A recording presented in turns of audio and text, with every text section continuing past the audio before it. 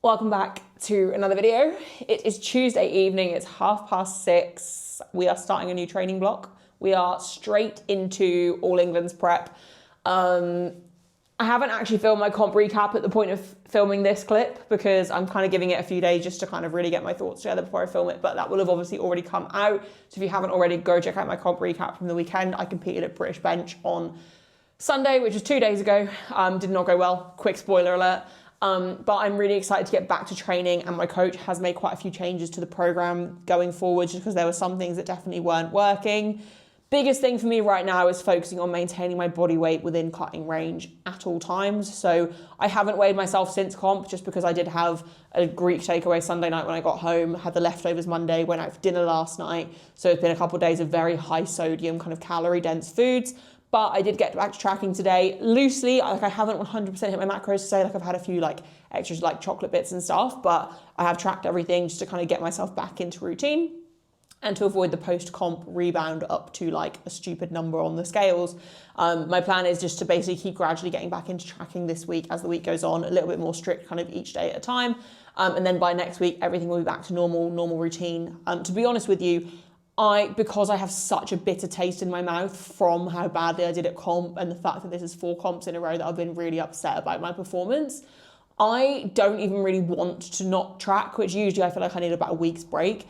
I don't want a break. I want to be the most dialed in athlete there is going forwards because I need to prove a point of what I'm capable of. I have had a conversation with my coach, obviously, about how I felt about the comp, how he felt about the comp, how I'm feeling kind of going forwards. And one thing I did say to him, which I probably have mentioned in the recap of the comp, is part of me doesn't even want to do All Englands anymore because I can't have another meet where I don't show up at the strength I know I'm capable of / should be doing right now.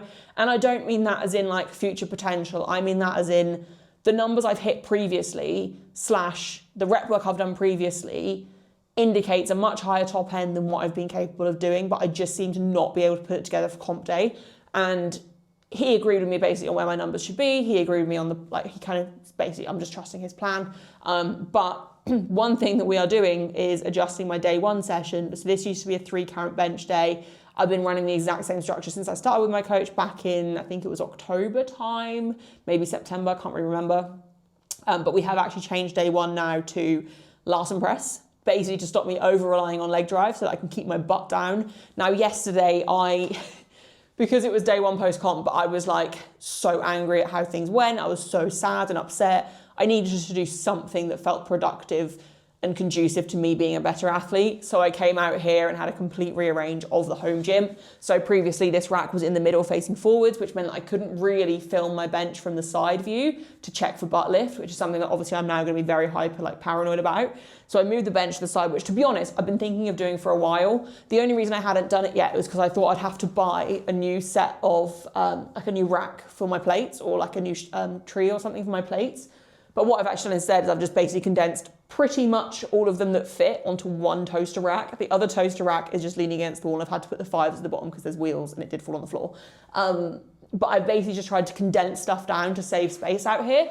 And then that end is going to be like powerlifting area, and this end can be accessories area. So I've got my cable machine next to me. I've got this adjustable bench that has a preacher curl attachment, a hamstring curl attachment, a leg extension attachment, which I haven't been able to use because I haven't really had the space to use it.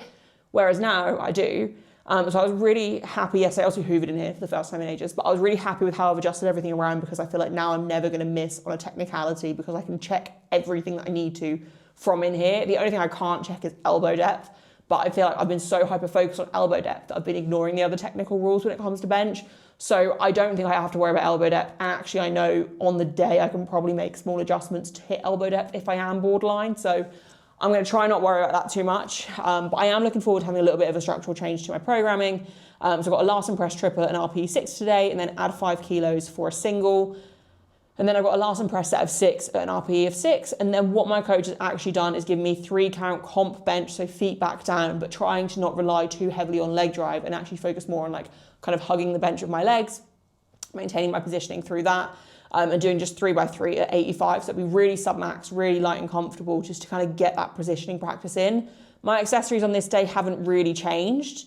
Yeah, I think the main change this block, other than that, is that I'm now squatting 2 days a week again, which I'll talk about more in the next video because the next video is my SBD day. But there are a few changes throughout the program, but I think they're all really positive changes and things that I was kind of hoping for, but I didn't want to ask him for certain things because I want to just trust in him. So I'm excited for these changes and I think they're going to be good. The other thing that I think will be really good for me is that this block is a 3-week, very light block.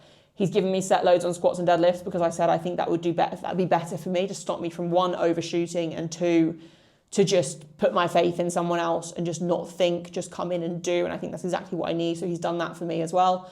In this first 3 weeks, all of these numbers are super comfortable. So that's also going to be really good for me, I think. The plan is to do 2 3-week blocks into a 4-week peak for All England. So we'll see obviously how everything goes. Only other update I really have is I had some physio yesterday for my hamstring issue that I've been dealing with.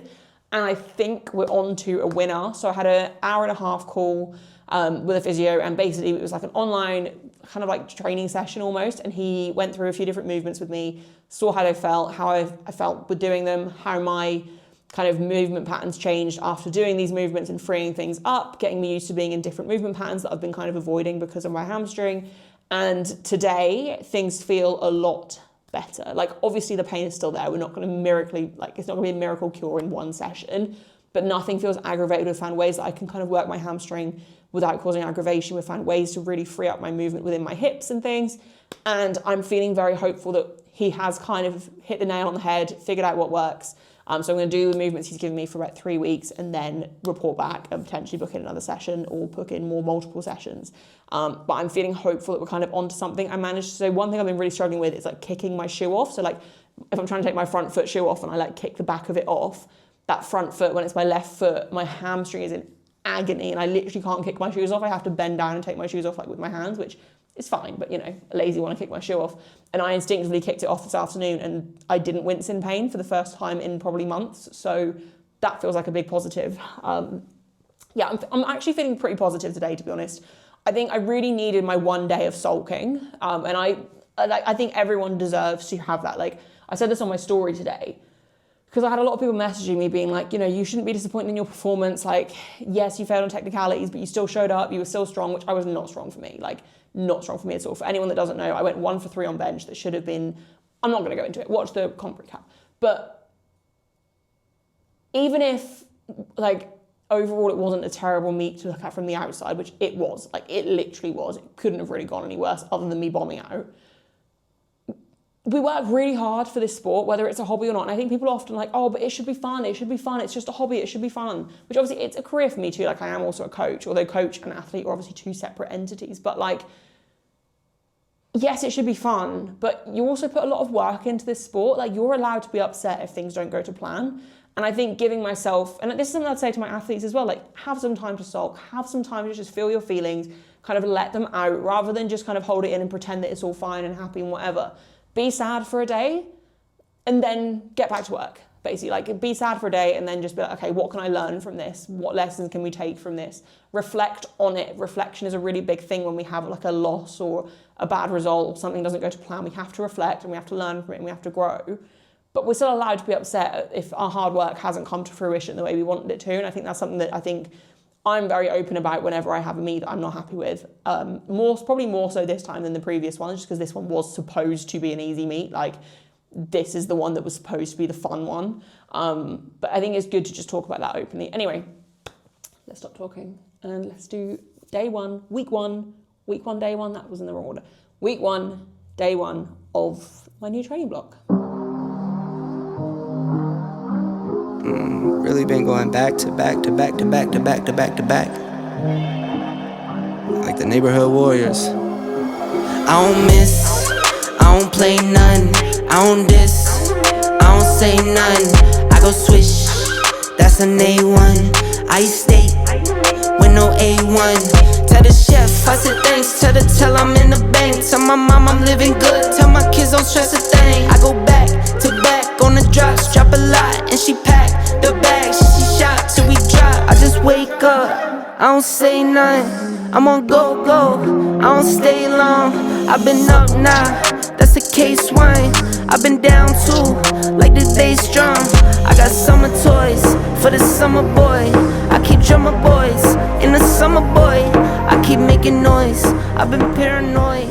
This is God. Okay, So session done, well, bench done, so I've got to go do my accessories at the commercial gym, but I forgot to record anything on my camera. I was so just locked into what I was doing that I didn't even remember my camera was in here, so I just filmed everything on my phone, so that's where those clips are from. But like, very happy. Larson felt stronger than I expected. I was expecting my triple to be at 90, then my single at 95, and that to be a reasonably like comfortable RP6 start to the block. But I did 90 for a triple, and it felt a lot easier than I expected. So I decided to load the 95, and then I would judge it from the first rep. If it felt 6-ish, then I wouldn't bother doing the next 2 reps, and I'd just use that as my single. But if it felt really comfortable, I'd do my triple there, which is what I was hoping I'd be able to do, and then go up to 100 for my single. So actually starting the block with 100 Larson single is not a bad spot to be. And like, I think I've done a single at maybe 105-ish before Larson press, but that's about it, I think, and that was a long time ago. So I'm really happy with how comfortable that felt. Granted, it could be the extra food from the last couple of days, but at least we're at a point now where I'm not going back into a crazy deficit. My like maintenance calories and stuff should be in the 2000s now. So food can kind of just gradually obviously be increased, and fueling and stuff will be a lot easier and better. So I'm very happy with how that moved. Yeah, I just need to go. I did find, so one of the cues we're trying to work on is me hugging the bench with my legs when I have my feet down. But I think my legs are too long / I'm too big to do that, because the primal rack is bigger than the Eleiko anyway, like lengthwise. It's longer than the Eleiko rack. And on my 3rd attempt at comp, my coach did message me and say, if you can, try and do that. But I just felt like my legs were too long for the bench. And I don't have long legs, just going to clarify that. But for the bench and my proportions and stuff, I think I might be too big to do that. But also he's like a lot bigger than me, and if he could do it, then I should be able to do it. But it just doesn't feel like it's something I can actually do. So I will feed that back. But the 85 triples are obviously comfortable as anything anyway. Yeah, good start to the block. I'm feeling, I think maybe this is like, after the last few disappointing performances, I don't feel like I've felt that like kick up the arse to get better. Like, not to not get better, because I've definitely been trying and really frustrated with the lack of results I've been getting, but something feels different this time. Hopefully I don't jinx it. And I'm not going to put any pressure on it either. But fingers crossed, this will be my super meet that I've been waiting for, but we will see. Anyway, going to wrap the video up here. Fairly short one tonight. I will see you guys in a couple of days for the next one. Thank you very much if you made it to the end. Please be sure to leave a like, comment, and subscribe. You can never avoid. I don't miss, I don't play none, I don't diss, I don't say none. I go swish, that's an A1. I steak with no A1. Tell the chef I said thanks, tell I'm in the bank, tell my mom I'm living good.